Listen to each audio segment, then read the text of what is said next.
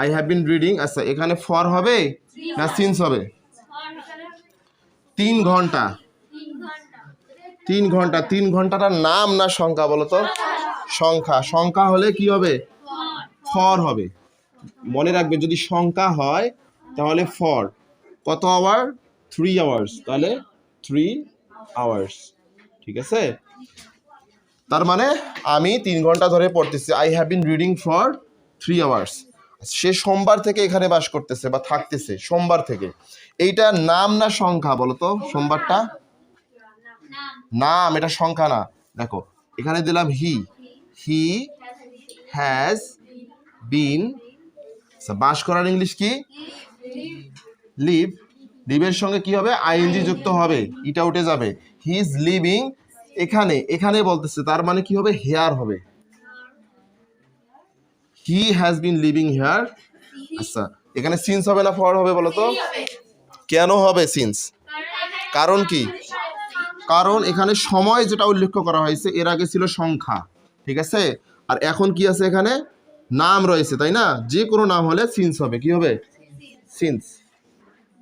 Since Monday.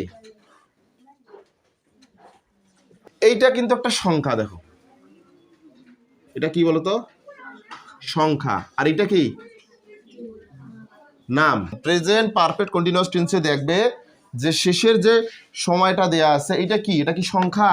যদি সংখ্যা হয় তাহলে তার সামনে কি হবে? ফর হবে। কথা বোঝা গেছে? যদি নাম দেয়া থাকে তার আগে কি হবে? সিন্স হবে। সিন্স আর ফর নিয়ে অনেকের মধ্যে এখনো সমস্যা আছে, অনেকে এইটা বুঝতেছে না। আমি সহজ ভাষায় বুঝাইতেছি যে যদি 3 আওয়ার্স থাকে তাহলে কি হবে? ফর হবে। আর যদি মানডে থাকে তাহলে কি হবে? সিন্স হবে। এইটা হলো মেইন। এখন তোমরা যদি এইটা বুঝো এরকম তোমরা সেন্টেন্স আরও করতে পারবে, কোনো সমস্যা নেই। যেমন he has been working here, এখানে কি আছে বলো তো? শাল দেয়া আছে, তাই না? আচ্ছা শালটা কি? ওটা কি সংখ্যা?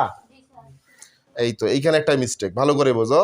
যে শালটা যদিও সংখ্যার মতো দেখাচ্ছে কি এটা একটা নাম, এইটা একটু আলাদা, ঠিক আছে? এই শালের ক্ষেত্রে একটু আলাদা, মাথায় রাখবে। শালটা কি? শালটা একটা নাম, সংখ্যা কিন্তু না। এখানে সংখ্যা হিসেবে ধরা যাবে না, ঠিক আছে? এই কারণে এখানে কি হবে? সিন্স হবে, ঠিক আছে? তাহলে এখানে he has been working here since 2005, তিনি এখানে 2005 সাল থেকে কাজ করতেছেন, ঠিক আছে? আরেকটা হলো তিনি এখানে 20 বছর ধরে কাজ করতেছে, 20 বছর ধরে। দেখো he has been working here dash 20 years, তাহলে এই যে 20 ইয়ার্সটা আছে এটা কি বলতো? সংখ্যা। স্পষ্ট বোঝা যাচ্ছে। সংখ্যাগুলো বুঝবে কেমন করে? সংখ্যাগুলো বুঝবে যে শেষে এই যে সামনে একটা কি থাকবে? সংখ্যা থাকবে, আর তারপরে ইয়ার্স থাকবে বা টাইম থাকবে বা ডে থাকবে, ঠিক আছে? এটা স্পষ্ট, একদম স্পষ্ট। মানে তোমাদের এই সংখ্যাটা বুঝতে কোনো সমস্যা হবে না। কিন্তু নামের ক্ষেত্রে দেখবে মাঝে মাঝে এপ্রিল থাকবে, জুন থাকবে, মানডে থাকবে, আবার সালও থাকবে, ঠিক আছে? সাল থাকতে পারে। সালটা থাকলে তোমরা যদি এখানে মনে করো এটা সংখ্যা, এই কারণে তোমরা ফর দিয়ে দিলে তাহলে ভুল হয়ে গেল সেন্টেন্সটা। সম্পূর্ণ সেন্টেন্সটাই ঠিক লিখছো কিন্তু ওই জায়গায় ভুল হয়েছে। তাহলে এই জিনিসটা বুঝতে হবে। এখানে তাহলে আমাদের কি কি লিখতে হবে বলো তো? ফর। এখানে আমরা ফর দেব।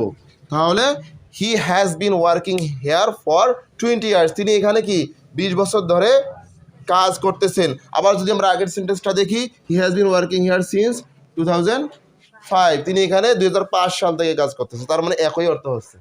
একটা হলো সংখ্যা দিয়ে প্রকাশ করা হচ্ছে, আরেকটা কি? নাম দিয়ে প্রকাশ করা হচ্ছে। কথা কি ক্লিয়ার?